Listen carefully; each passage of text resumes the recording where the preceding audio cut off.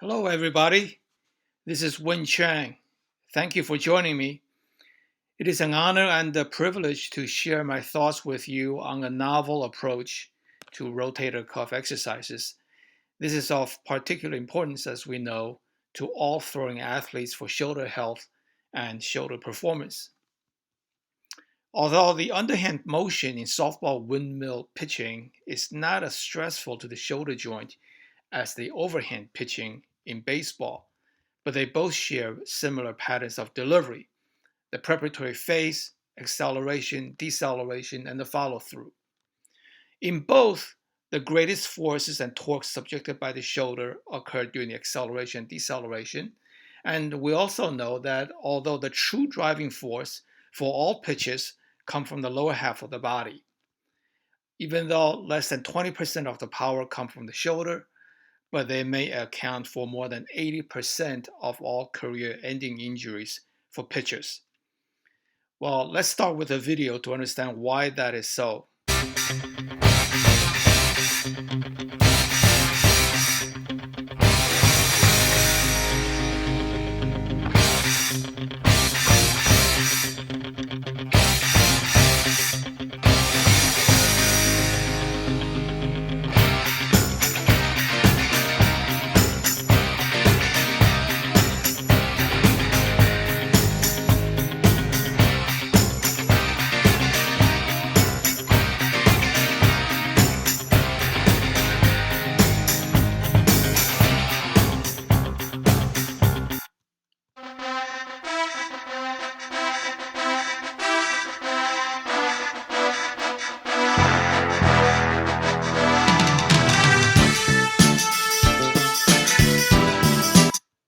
Okay, what's the commonality? Race cars skid out. Shoulders blow out. Race cars skid out because the tires did not grip. The shoulders blew out because the rotator cuff could not stabilize. With any arm motion, there are 17 muscles involved in moving the shoulder. But of all those 17, only 4, the rotator cuff muscles, serve as the stabilizers. So we are in constant battle of the 4 stabilizing muscles versus the 13 power movers with any shoulder movement. This creates a muscle imbalance of 20% fighting against the 80%, sets up injury pattern. The rotator cuff is always the weak link in the shoulder. As we know, any chain is only as strong as its weakest link, and any team perhaps maybe only as strong as its weakest player. More than 90% of all non-contact shoulder injuries are due to rotator cuff failure. This is because of overuse, acute overload, or improper mechanics. Acute overload, we understand, could be intangible. Injuries happen. Improper mechanics, that's why we beg for proper coaching and proper training. Overuse is the most common of all the causes, the most common cause that we see as physicians in the office for shoulder complaints. Overuse is a result of under-conditioning. Well-conditioned athletes never suffer from overuse. So that is why we all understand the importance of strengthening the rotator cuff.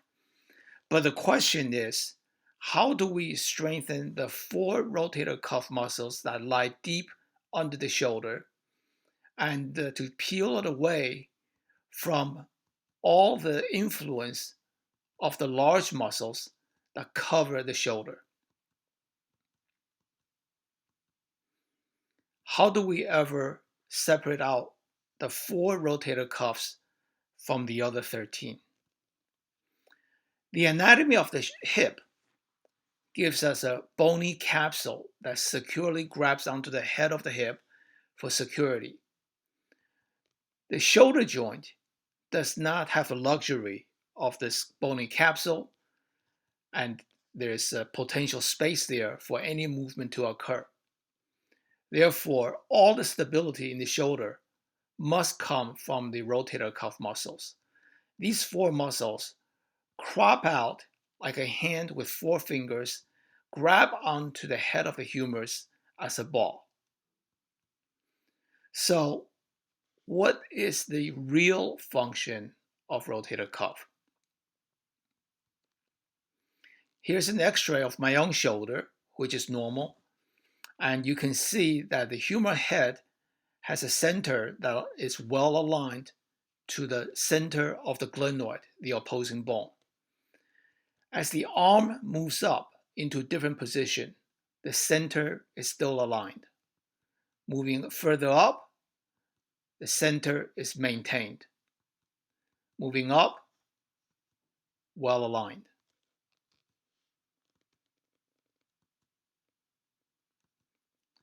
Here's a video that demonstrates the shoulder in motion. You see the smooth, stable, well-aligned shoulder joint. During motion, the rotator cuff muscles crop out like a hand, grabbing the top of the humeral head, with all four muscles contracting simultaneously, working as one functional unit, pulling the head toward the glenoid. This anchors the humeral head abutted against the glenoid and allows arm motion around its fulcrum. When the rotator cuff is torn or deficient, the result is muscle imbalance and asymmetric migration of the humeral head.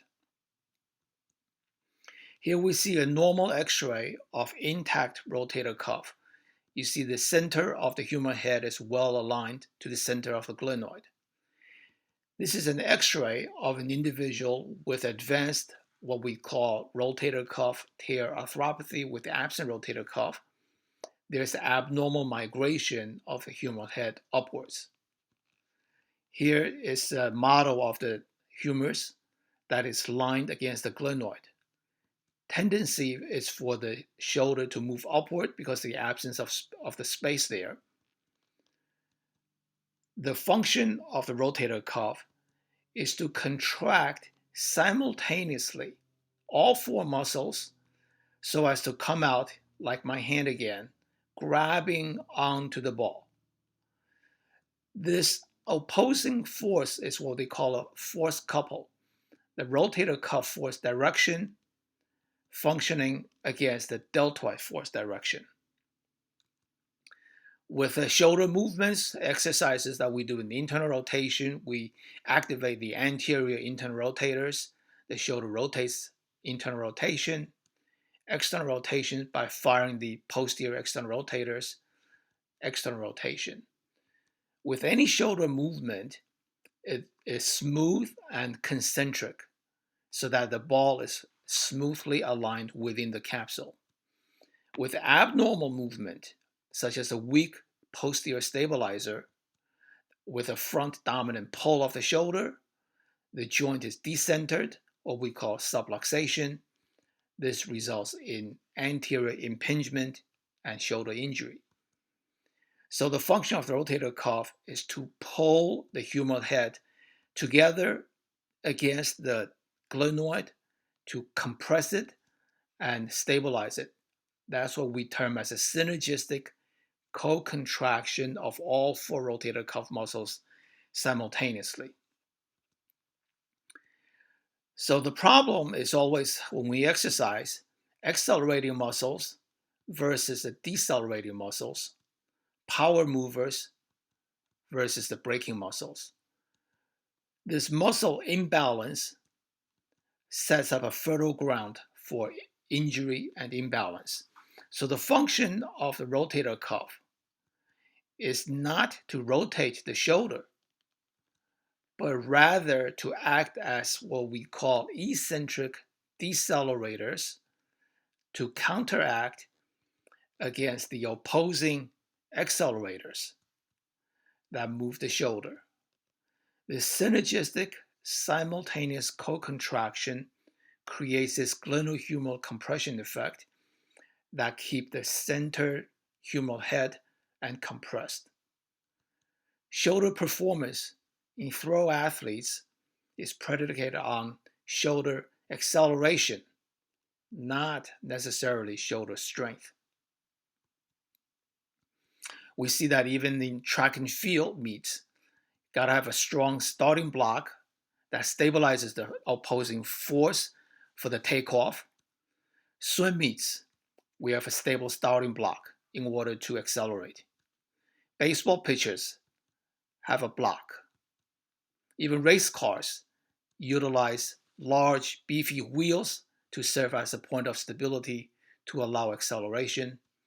Cricket players, the sudden stop of the front foot serve as a starting block for the propulsion of the rest of the body forward. So the rotator cuff is the starting block for the shoulder for any acceleration movements. The shoulder is compressed together by the 4 rotator cuffs contracting simultaneously to allow this abutment and the smooth fulcrum motion. And again, serves as a hand cropping out, grabbing securely onto this ball. So the problem is, how do we preferentially activate and strengthen the 4 rotator cuff muscles that is small to stabilize against the 13 larger power accelerators? Traditional exercises are linearly based, whether directionally based, such as pulling elastic bands, or gravity dependent, such as lifting weights. We train throwing velocity with power accelerator training.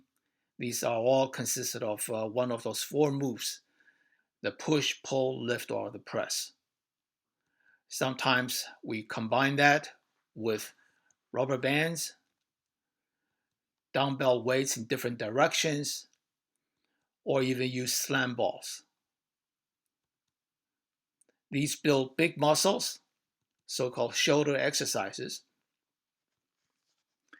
We try sometimes to creatively concoct specific movement techniques utilizing rubber bands to try to train the rotator cuff stabilizers, such as in this video depicting.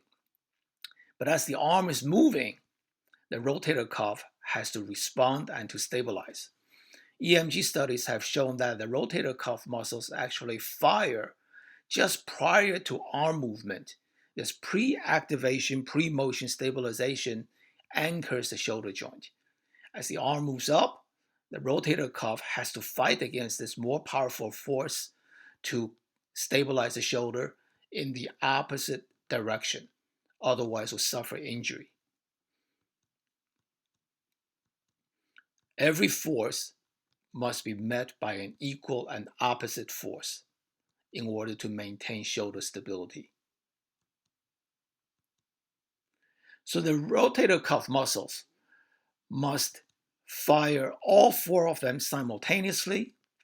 They must be engaging and adjust rapidly to any changes in arm position. The power accelerator training, linearly driven, but is there a way to specifically train the braking muscles, the decelerators, the 4 rotator cuff muscles simultaneously in isolation to separate away from the power accelerators? So now we have the question of, is there a rotator cuff specific exercise versus the so-called shoulder exercises? The challenge again is, how do we fight against the 80% power larger muscles that is involved with any shoulder movement, counteracting against the 4 smaller stabilizer muscles that only comprise of the 20% of all the moving muscles? So the goal is, how do we reverse this pattern to impactfully strengthen 80% of the effort into the small stabilizer muscles and allow the larger muscles to be more quiet? The so-called rotator cuff exercises consist of lying on the side with a lighter dumbbell. Not a bad exercise.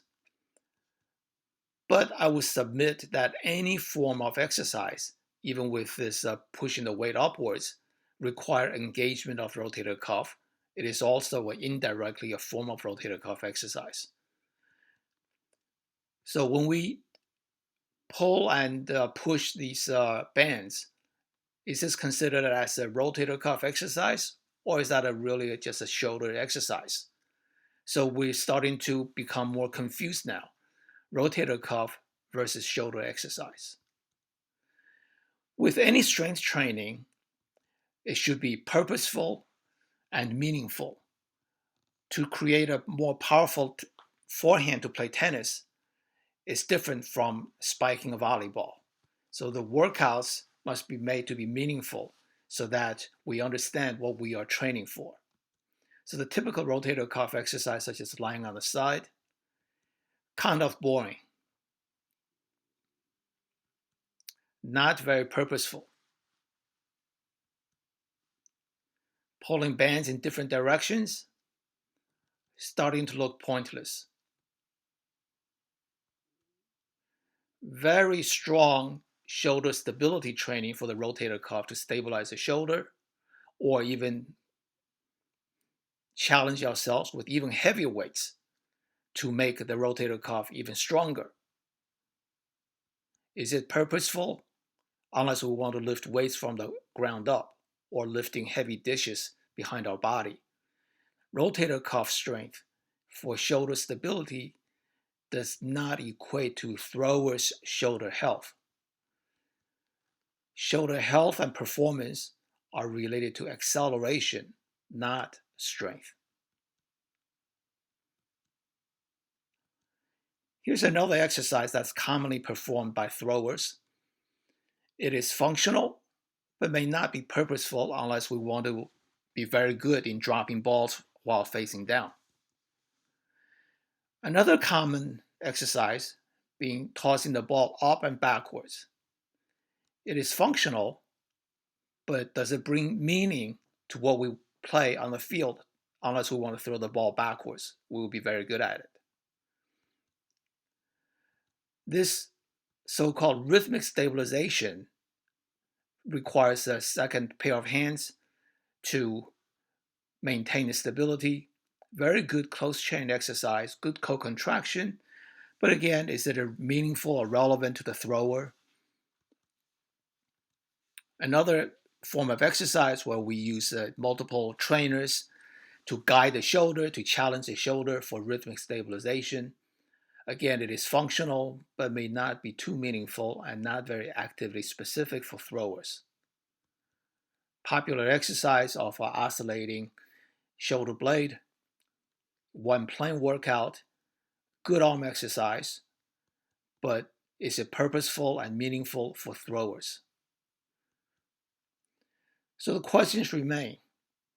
How can we meaningfully train synergistic co-contraction of all the four rotator cuff muscles? How do we isolate? How do we know that all four muscles are engaged? Is there a way to track and measure the power of output? Sport-specific training should be activity-specific, event-driven, to be meaningful and purposeful. The first description of rotator cuff tear was in 1834. That was 40 years BT, what I call before telephone. That was the first telephone invented in 1800s. First rotator cuff surgery was in 1909. That's 40 years after the invention of the telephone. That's the telephone in the early 1900s. In the 1960s, we started to use rubber bands and weights to train and strengthen our rotator cuff because of our knowledge of rotator cuff. More than half a century later, the age of smartphone, the rotator cuff exercises still remain to be rubber bands and weights. So welcome to the 21st century, something different now. This is ShoulderSphere. The future of rotator cuff strengthening is rotationally based, not linear. This way you can train both concentric and eccentric activity synergistically as one functional unit. This is a video of the ShoulderSphere. On the top is a smaller F2, which is a 2-ounce ball, and the lower one is a larger one. It's A7. It's a 7-ounce ball. This is the internal anatomy of the ShoulderSphere. As the ball is rotating, you can track this out as a sine wave curve. As the ball goes in one direction, you can call this concentric contraction, opposite direction, eccentric. So the ball is rotating rapidly, concentric, eccentric, concentric, eccentric activity. When the ball is being rotated rapidly at 4 to 8 times per second, as far as the brain is concerned, this is a simultaneous event. That's how you can train all 4 simultaneously. The speed of the rotation corresponds to the speed of muscle contraction. Lack of data is like driving your car with no speedometer. We have sophisticated tools these days that train and measure the flight metrics, speed guns that measure the speed, even dynamometers that measure the strength of, particularly with external rotation or internal rotation strength for the rotator cuff, but none measure the braking power or the rotator cuff deceleration power that is required. Cars should only go as fast as can stop. Throwing arm power is equal to arm care, that is related to power of decelerators, not the accelerators. Today's training, we train to go fast. The data tells us how fast we can go. ShoulderSphere training specifically trains for how fast you can stop, not how fast you can go. It trains for shoulder to be anchored by the rotator cuff as one functional unit to serve as a takeoff platform for the shoulder to accelerate. ShoulderSphere training is based on science, physics, and our contemporary knowledge of shoulder kinematics. Here's an example.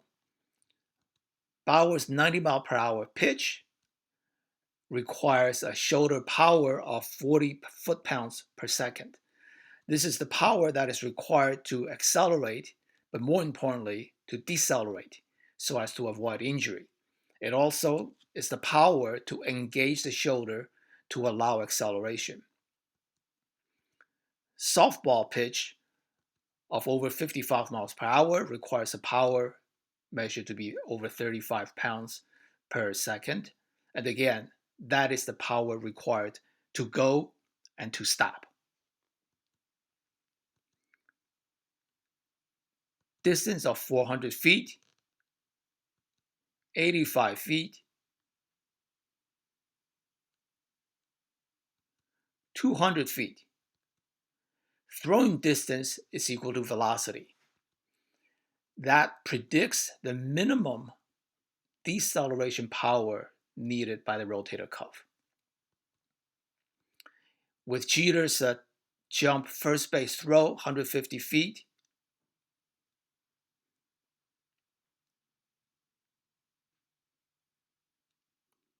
or throw from outfield to home, 400 feet.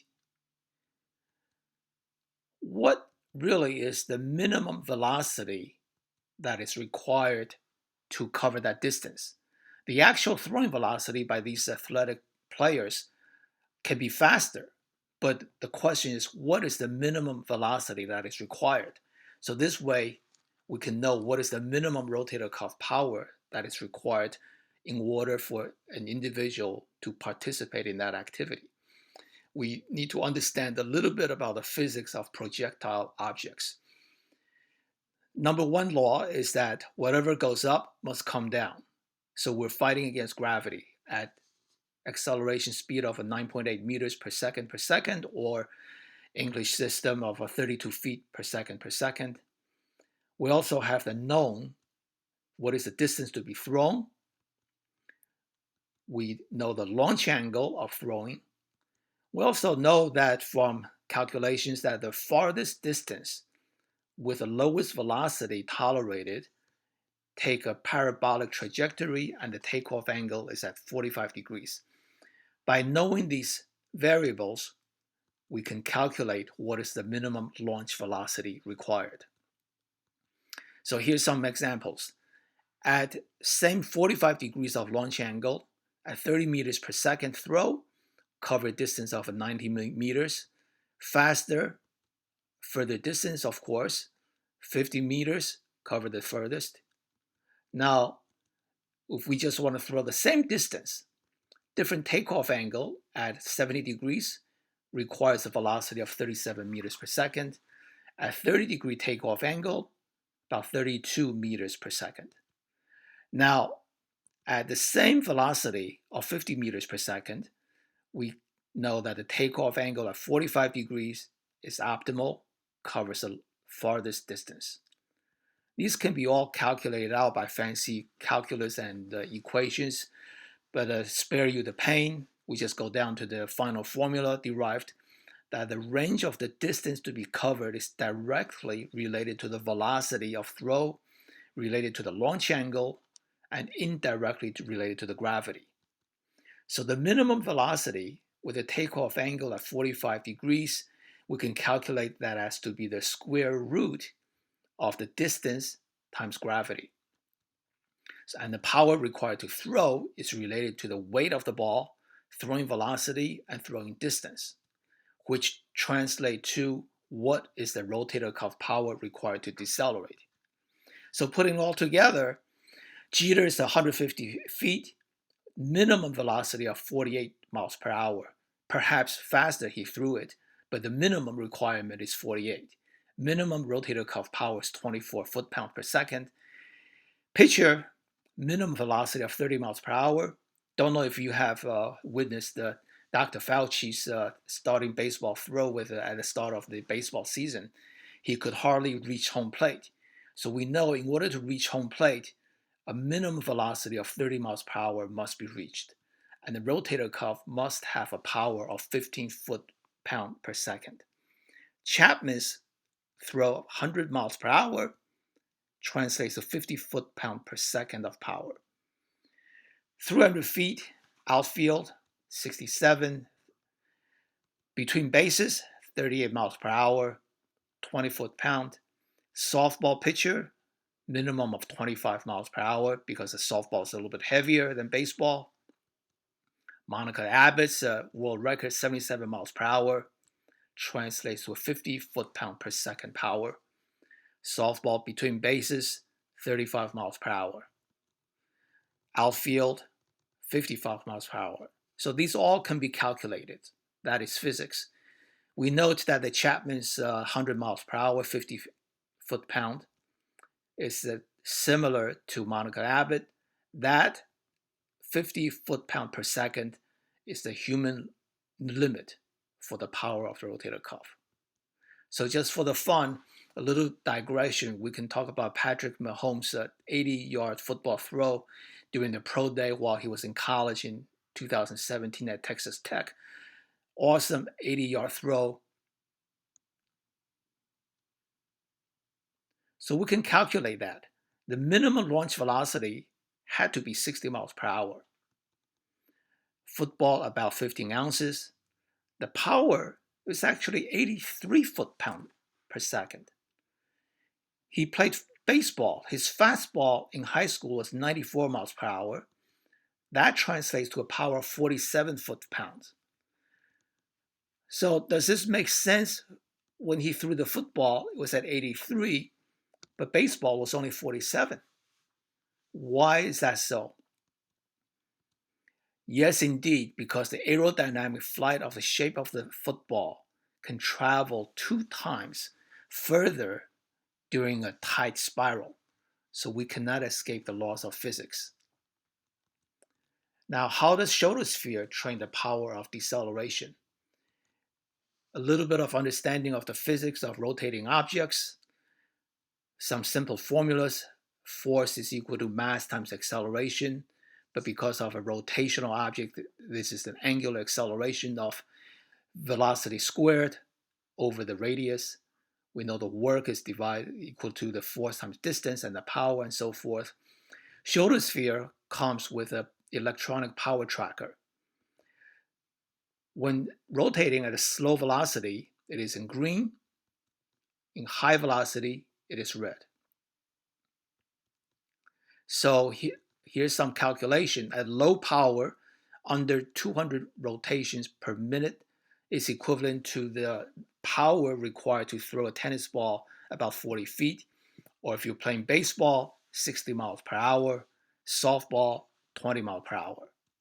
When you're able to get the tracker light up in red, high power, more than 400 times RPM, is equal to throwing a tennis ball 80 feet, or if you use the larger A7 version, that prepares you to throw 90 miles per hour, or softball, or 55 miles per hour. So ShoulderSphere can be used as an assessment tool in addition to a training tool. If the user cannot spin the large A7 model fast enough to get a power tracker in red light for more than 3 seconds, then pretty much can forget about throwing a baseball at 90 miles per hour or a softball at 55 miles per hour. Or if a person indicates that my baseball velo is at 90, but I cannot get into red, that is a strong prediction to get injured, see you in the operating room, or be a bench warmer. So here's some simple comparisons just to take out some exercise. We use a light rubber band and a dumbbell of 2 pounds, which is equivalent to a tan color rubber band. And we move this for 3 seconds. But in ShoulderSphere, we can use a smaller version with a 2-ounce ball. We spin it for 3 seconds, keeping it in red. So what do we get? We get the total work done using the 2-pound dumbbell as 4 foot-pounds. Same amount of time, 25 foot-pounds. 6 times more work involved using the smaller ShoulderSphere. The power, 1.3. Power using the smaller ShoulderSphere, 8.3. 6 times more power engaged. Here's a typical exercise with a Turkish Get-Up, 70 pounds and versus the A7 ShoulderSphere doing exactly the same move. This takes about 40 seconds to do because trying to spin the large 7-ounce ShoulderSphere, keeping it in red light. It's 7 ounces versus 70 pounds.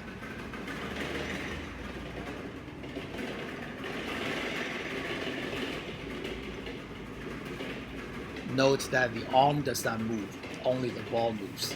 That is rotator cuff isolation.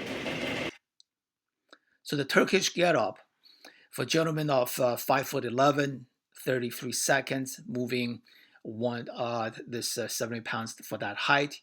And for the 7-ounce ball, you spin that fast, keep it in red light for 40 seconds. So the work done is 384. With the ShoulderSphere, 2,000, more than 6 times more work done in the same amount of time. Power engaged, 11.6 foot-pound per second. Power engaged, 63 foot-pound per second for the ShoulderSphere. Even though it's a 7-ounce ball, but the power involved is 5 times more. That makes this a super efficient workout.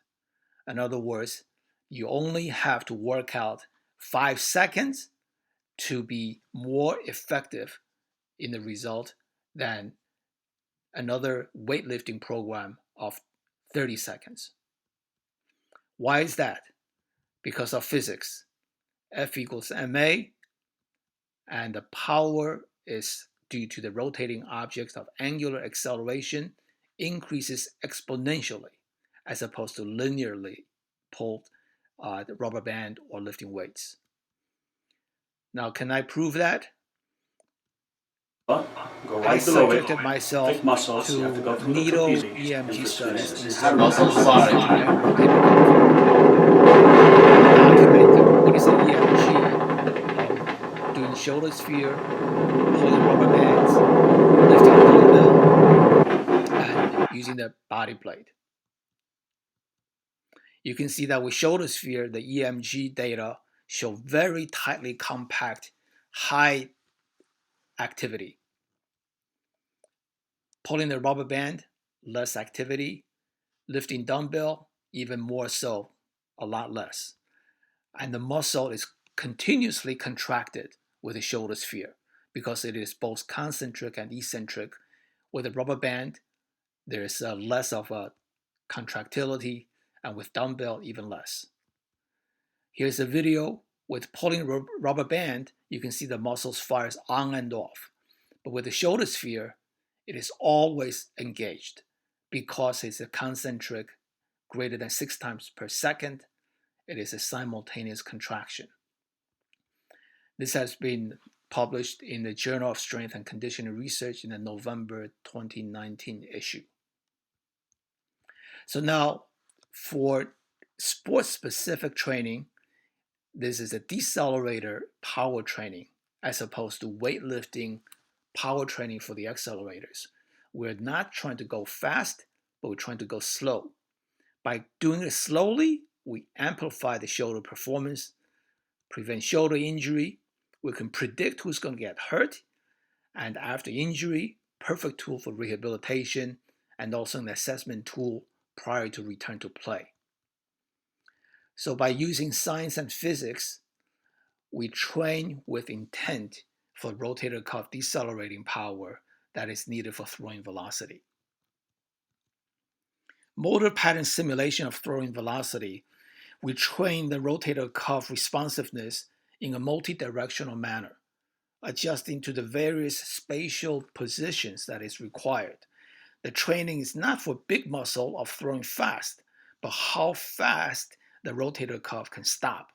How fast you can stop translates to shoulder injury prevention and indirectly actually amplifies the throwing velocity because you have a much more solid starting block.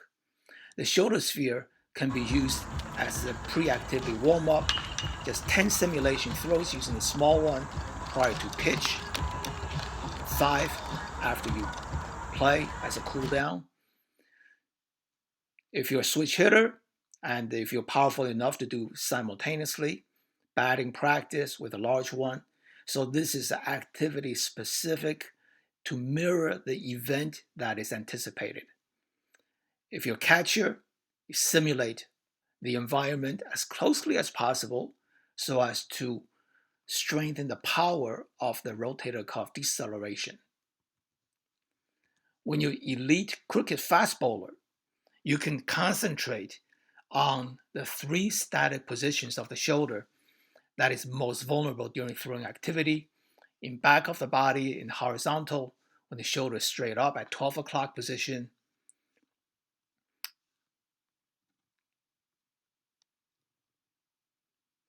and with the shoulder in the front of the body, in horizontal during deceleration.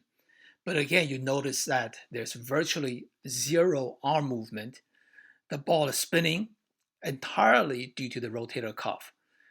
Your rotator cuff, imagine as electricity shooting down the arm, making the ball spin. So no large arm movements. So that is power from the rotator cuff.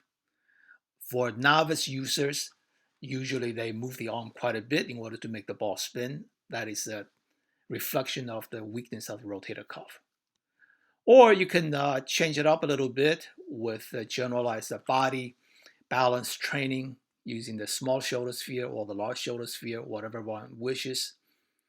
Event simulation for fast bowlers in cricket. So you simulate exactly what one does. As a pitcher, using the coaching ring as shown over here, it actually amplifies the rotator cuff power by 2-fold. Just by trying to pass the ring itself, it makes the workout significantly more difficult. So you try to simulate the activity that one is engaged in. Wherever the hand goes in space, the rotator cuff and the shoulder sphere can be trained. Softball training for multi-directional engagement to train the responsiveness of the rotator cuff to stay engaged to keep the shoulder stable. You can have combination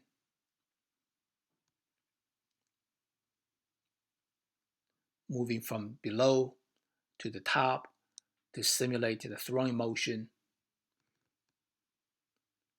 There are actually programs on the website that you can consult with the training routine. So, in summary,